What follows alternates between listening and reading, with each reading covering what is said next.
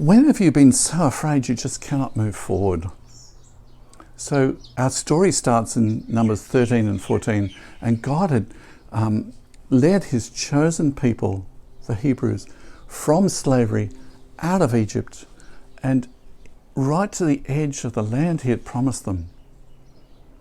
And God says through Moses, choose 12 leaders from each of the tribes. And Moses chooses 12. And he says to them, you're to go into the land and spy it out and see what the people are like, see what their cities are like, see what their harvest is like. So Joshua and Caleb and the 10 others set off into the promised land and spied out. And they returned carrying pomegranates and figs and a huge bunch of grapes on a pole suspended between two of them. And they say, yes, when they're reporting to people, the land was flowing with milk and honey. But, says the 10 of the spies, some of the people were so big. Yes, but we can take it. God is with us, says Joshua and Caleb.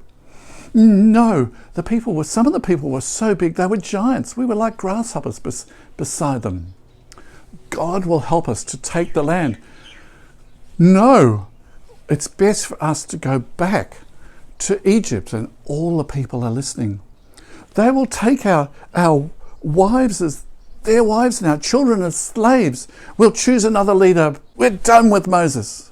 At this, Moses and Aaron throw themselves down in front of the people.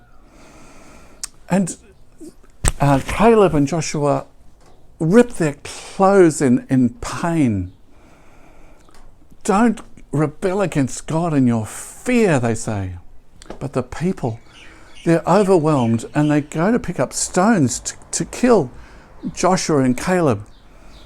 At that moment, God himself descends and his glory fills the tent of worship that travels with the people. And God says to Moses, how long will these people rebel against me? Haven't they seen all the miracles that I've done in Egypt? I will wipe them out. And I will make a new people of you, Moses, and your family and descendants.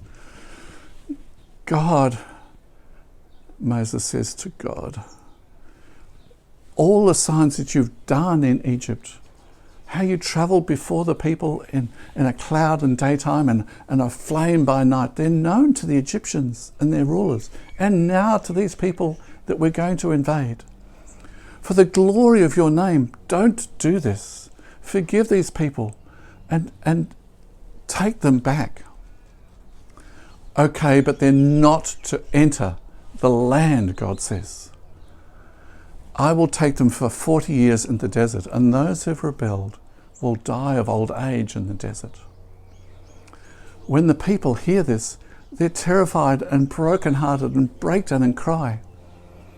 A plague goes through the 10 spies and they die. You're not to go into the land. Yes, we'll go into the land now, say the people. And they say, we will fight these people.